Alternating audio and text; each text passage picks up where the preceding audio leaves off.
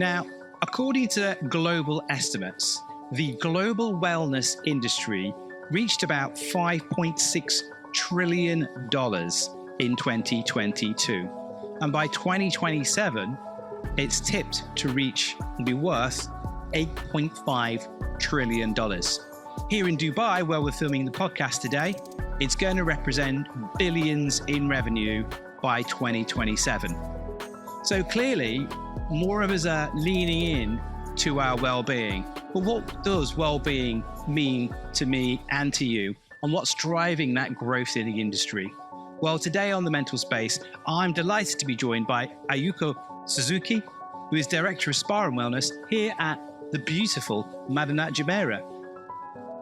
Welcome to the Mental Space podcast. Thank you, Scott. It's been my honor to be with you this morning. The honor is all ours, I assure you, Ayuko. So I want to start. We always like to start with a guest's origin story, their background. Now, I've taken a sneaky peek, a look at your CV. You've been in wellness for more than 15 years. And I know you've been focused on integrated wellness for much of that. Tell me, what does wellness mean to you? Right. Scott, so wellness to me is really to really look after yourself well. It's not just how you looks like, but it's also very important how you also look after your internal emotions and also the gut health. So all in all, for me, wellness is all about whole concept of how you look at yourself physically and also mentally. Where did your desire to work in wellness come from? Good question. Yeah. Right. Going back, the reason that I had interest to join this spa industry is potentially from where I'm coming from. Yeah. I'm Japanese, Asian. There is a strong, so massage and therapy already part of our culture and also daily life. I still remember that I was giving a massage to my father and mother when I was young. And it just naturally comes. And that's actually started to grow more, that I would like to also invest my knowledge and time to also make other people more happier and healthier. And then the moment that there was a big hit comes into me to say, I would like to move from the spa and also to include the wellness into my career is where my father actually diagnosed as Alzheimer. So then there was a moment of change to me is that definitely there are opportunities that we look into the wellness to really to prevent or to support more for those people in need. Because as all we talk about it, the world is aging more. Yes. Aging population is getting more. So our focus and also my focus from that moment is how we could actually age gracefully. Age gracefully. Oh, I like the sound of that. Look, we can see by the figures. I mean, we're talking at the top of the podcast, trillions of dollars. How have you seen wellness change over the time? I think the traditional view used to be, it was a spa, go for a treatment. It's so much more than that, I think, these days. It is. What, in your opinion, are sort of the pillars of that integrated wellness that you've been talking about? Sure. So as you mentioned, yes, the wellness has been shifted even deeper. Previously, yes, people go for spa to relax and they thought that that's the wellness. Yeah. But that's no longer the case. I truly believe that we have to have these 6 pillars to really to support your foundation to be well. Okay. For me, wellness is the tool. Yeah. And well-being is your lifestyle. Oh, okay. Right? So then we provide the tool, which is the wellness, and based on the 6 pillars that you actually ask me now. First pillar is a mental wellness. It's very, very important that we always have the healthy mind because that's really control ourselves. And also the mindful movement, that's the movement that, you connect your mind and body together to be healthier. And also obviously the internal well-being is important. We always talk about what we eat is who we are, but does many people practice it? Not really. Particularly coming off the back of the holiday season, I think there's a few of us that would admit that we are what we've eaten right now. Yeah. Yes. And obviously, we also have the restore, which is a recovery. That's also to support you to extend your physical, recovery and also restorations. And we have the advanced therapy because these days people talk about the gadgets, technology. We see also another opportunity that the technology can work hand in hand well in the wellness. Really? And then lastly, obviously, the regenerative medicine. We don't talk about anti-aging anymore because we age anyway, but how we could actually proactively support the aging that comes into our pillar as well. So then regenerative medicine, in a way, internally, externally, that's also part of our strong pillar to support our wellness approach that we do. You talked about the importance of having an empty mind. And there are plenty of people that probably joke that my mind is empty a lot of the time. I'm perhaps naturally blessed in that way. But in this modern world, with this blended lifestyle of work and life, I think work-life balance is a bit of a myth. And then you layer in technology. How is it possible to have an empty mind with all of this technology in our lives? And I guess before we move to the positive, what's your view on the impact that technology has on our mental health and our wellness? In positive way or negative way? Let's talk about the negative and how we can kind of mitigate, how we can deal with the negative impact of technology. Right. Obviously, if we talk about technology, first things comes into our mind is always our mobile phone. Yeah. Mobile phone, people that's not really aware what are the frequency that it's been releasing. It's actually potentially more than the microwaves that you're receiving. And if you are constantly using that whole day, whole through, can you guess what are the things that we are receiving to our body? And then obviously, it became a toxic. For me as well, I have to admit, if I don't see my mobile phone maybe every 1 minute, I started to be anxious about what is happening. And then the toxic means that obviously we don't know when to stop. Yeah. So then within the work hours, it's fine. But to extend it to maybe your meal time and your sleep time, get really a negative impact to really disrupt your whole cycle of your day. So if you practice what you preach, how do you stop yourself from checking your mobile phone all the time? Like, how do you, as an expert in wellness, mitigate those negative impacts? Right. So obviously during the work hours, I can't, remove or ignore my mobile phone because that's what I'm doing for. Of course. But once I stepped out from my office, I set auto reply in my mobile phone to say I am not currently available. And, please call me or reach me later. Yeah. Or if it's urgent, I'm sure the people will keep calling me, right? So it's also, I try to educate other people how I actually practice to let other people understand that's actually nothing bad, but it's good for everyone. Yeah. Because we need, at the end of the day, we all need our peace and peace of mind. That empty mind that you Empty mind, yes. Yeah. And obviously, I do have my ritual at home. Okay. Before I go to sleep. And that's where, involves in mini meditations, just to, release all the activity that I had from the day. And then just to empty my mind. And also, I'm not going to think about tomorrow, what's going to happen.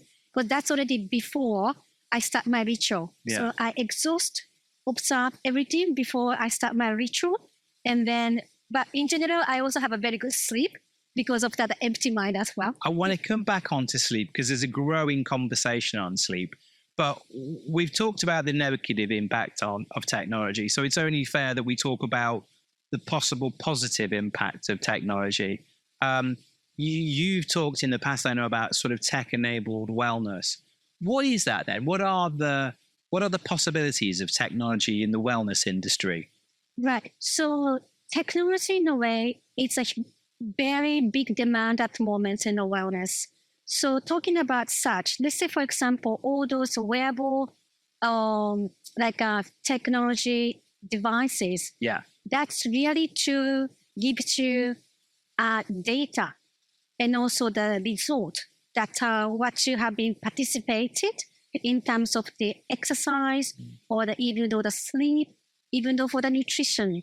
So it will give you a whole multidimensional data to really analyze and understand, how you have been actually doing. Right. And I believe that technology is not only bad, but also can provide you a decent amount of tangible data to understand who you are.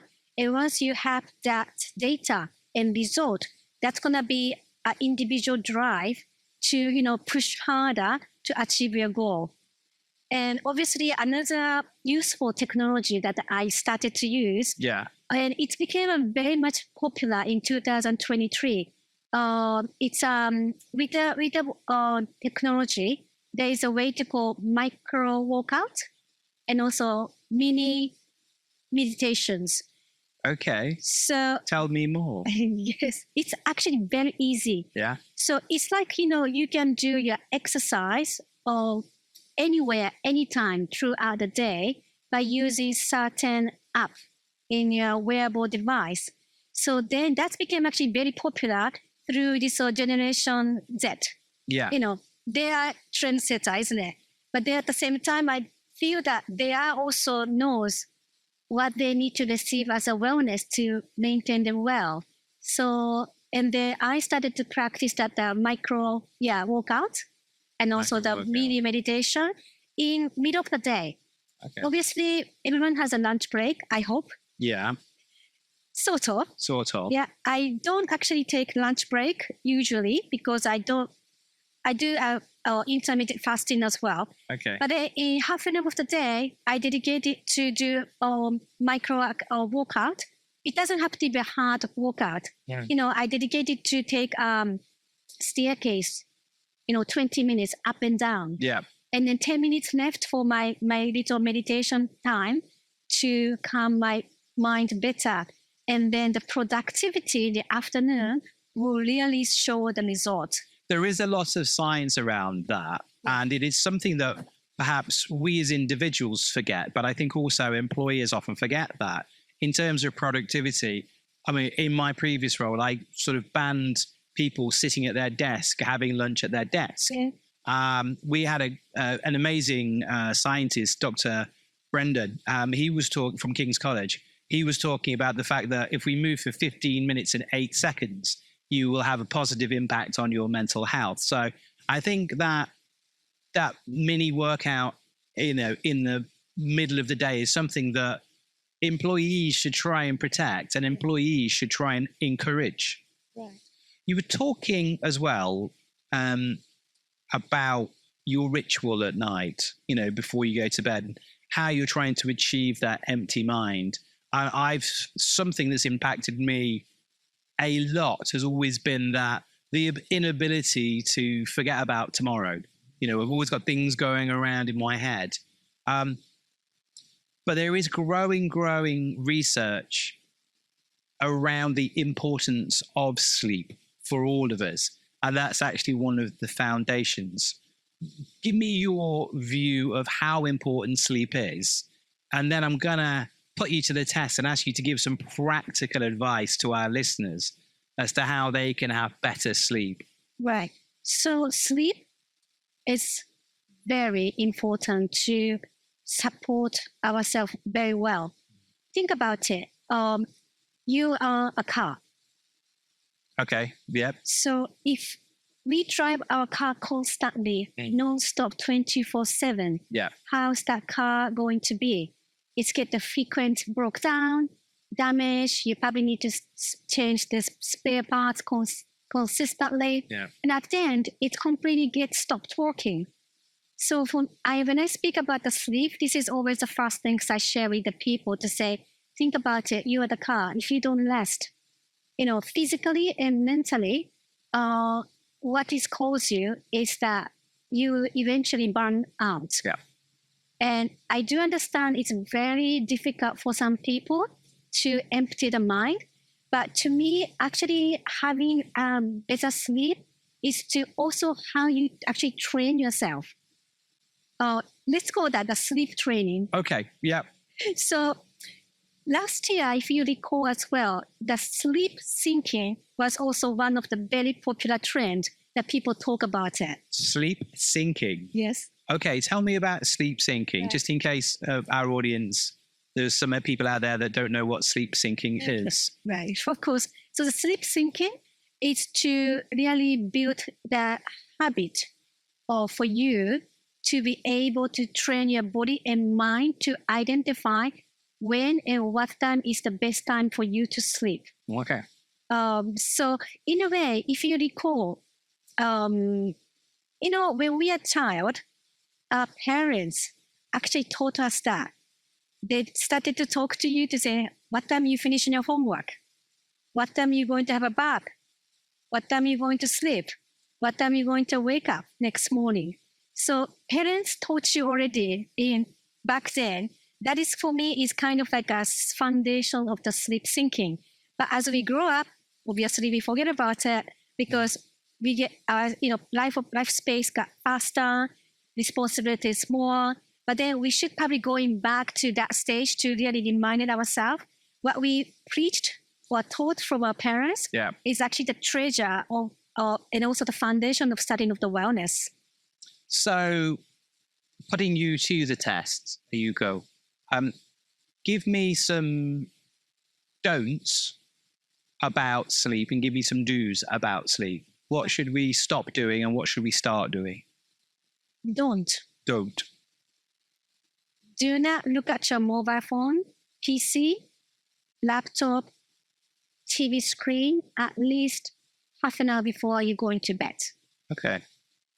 And do not take any stimulant at least 1 hour before you try to go to bed.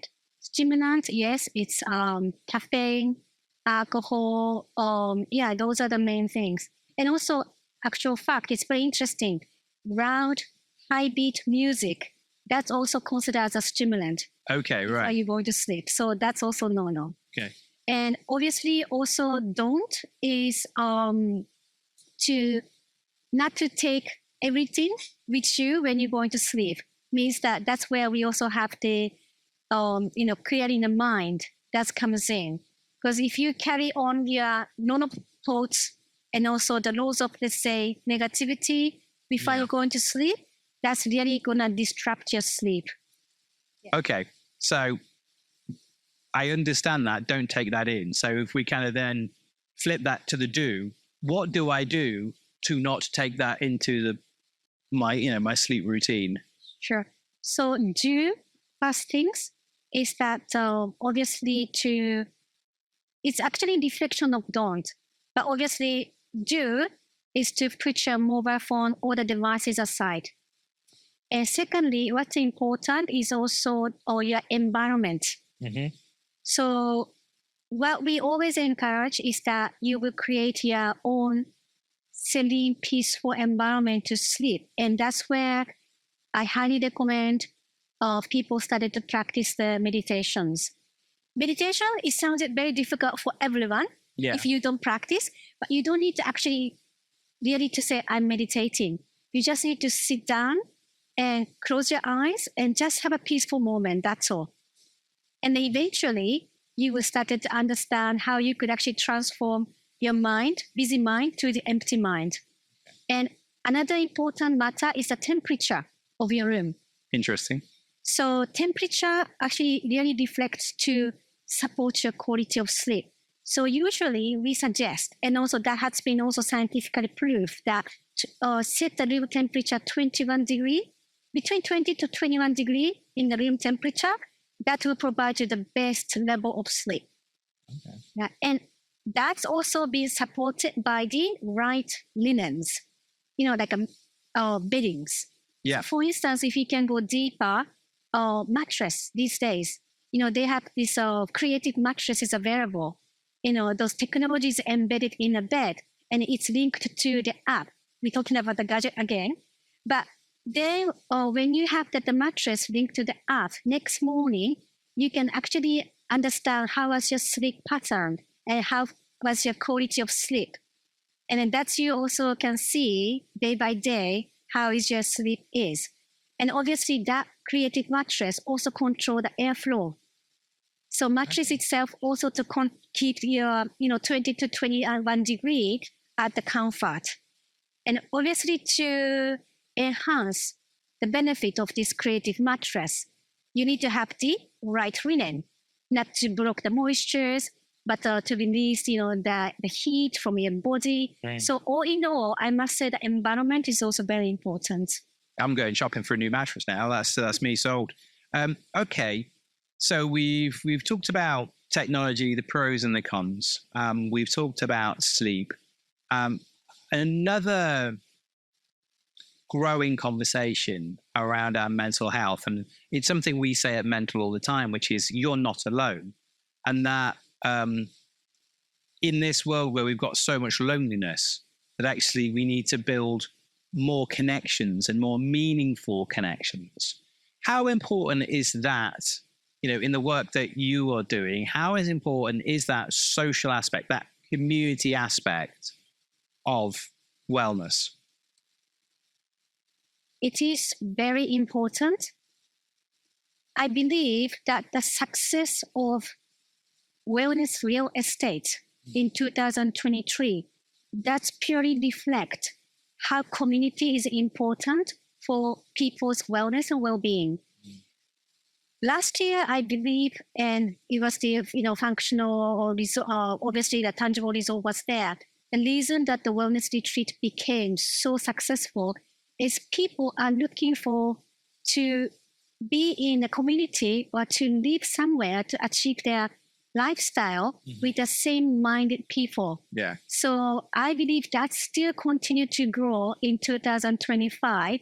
And obviously, we also talk about it at the beginning of the talk, that aging community is becoming more.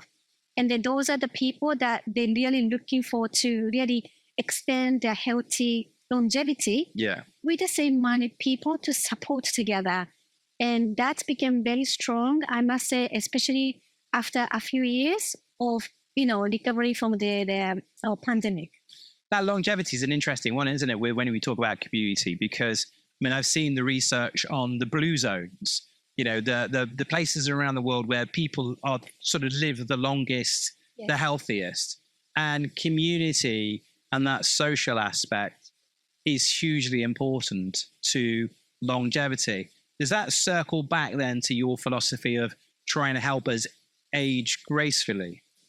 Absolutely, Scott. So again, I'm coming from rural country. Yeah.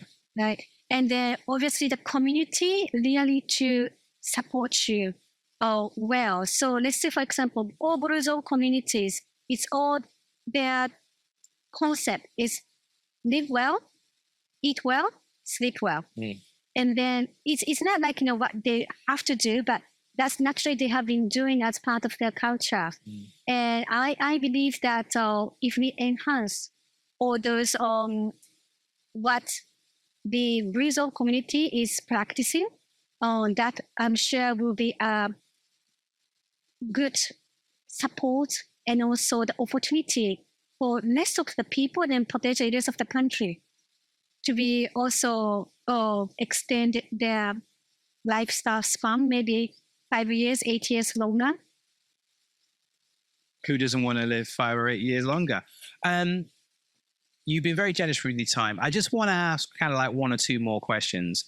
How important has, and I think you mentioned this at the top of the podcast as well, that educational piece? It seems to make common sense, eat well, live well, sleep well, but how many people still need that education? It's kind of like, how many of us need to get the foundations right to then benefit from the external things that we can do, like go for a spa or go for a treatment? Like, a facial is not going to fix my mental health. So how important is that educational piece about well-being? It is fundamental. As you mentioned, not many people has an interest or hasn't been exposed to the wellness concept or what's really the wellness about. So for me, as working in this industry, education to each individual is really a key to have everyone to make well. Obviously, it is very difficult and challenging sometimes. But again, my approach of educating all those people is to be more sustainable. You know, if I push harder to you to say, Scott, you have to be well, you have to do this, you know, immediately, instantly, that's not going to work. We hope. But it's like, you know, the wellness or having to have a good, well-balanced lifestyle, it cannot be on a boot camp.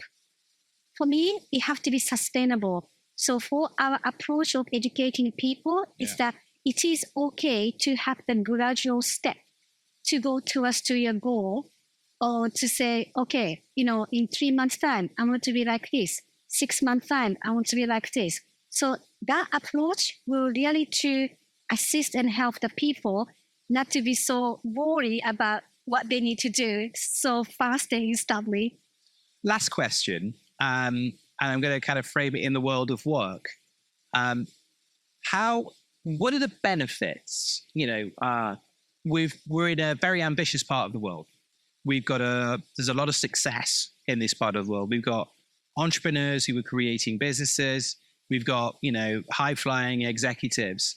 That said, we've got that always on culture, again, heading to burnout. If we're looking at the C-suite, if we're looking at our leaders, how important is it for the leaders in companies or the leaders of businesses to actually embrace this themselves, so then perhaps they can then understand the benefits of encouraging that within their teams? Right. So glad you asked me, because these days we also started to receive many inquiries as a corporate wellness. Yeah. So obviously, all those top people, senior management in a company, they really started to notice the reason why they need to actually provide a well-being or wellness approach to the employee. It's very crystal clear. If you don't look after your employee well, what's going to happen? The first things, people started to fall in sick more, falling sick, and obviously it's reduced the productivity of the company. At the same time, insurance expenses goes higher. And secondly, if the people are not happy, they will start to leave from the company. So that will be a big loss to every institution or every company, that if you are running your business by yourself, right? So it's great that we started to see a lot of CEOs, CFOs, everyone, even more for like a director of HR at the big corporation. They're really looking into the wellness for the employee. And we provide also the support for that. Yeah. Yeah. What's the importance? Because it's interesting, we always make the case for employee well-being, and we're 1,000,000% convinced by it. But for the leaders themselves, because often, you know, it is lonely at the top. How important is it? And are you seeing more CEOs and CFOs coming to you to figure out what's going on with them and how they can optimize their performance? Right. So obviously, if you are the top key person of the company, you need to drive it, right? And you need to drive as your performance. And then that's where your mental and physical strengths have to reflect, and also to demonstrate that to your rest of the employee. Yeah. And again, we always talk about walk the talk. You know, the leaders cannot just to impose and just to talk about it if you don't actually practice and showcase in front of your rest of the people. And otherwise, how they want to believe it.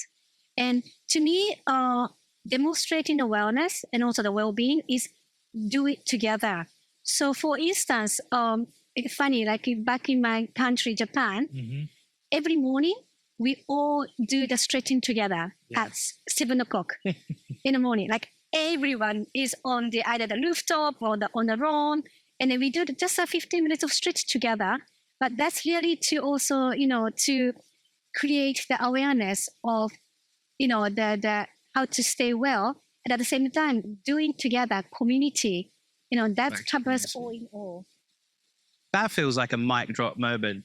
Ayuko, it's been fascinating talking to you. And please remember, if you've enjoyed this conversation as much as I have, remember you can subscribe. Please, if you're watching on YouTube, it really helps us grow our audience. If you can click subscribe. Likewise, we're on Apple Podcasts, Spotify, we're on Amazon Music now, as well as Google Podcasts. So please hit subscribe. And if you like this, share it with a friend. Ayuko, thank you very much for joining us on the mental space in such beautiful surroundings. Thank you very much, Scott, for your time, and lovely to have you with us in such a beautiful morning. Domo arigato. Domo arigato.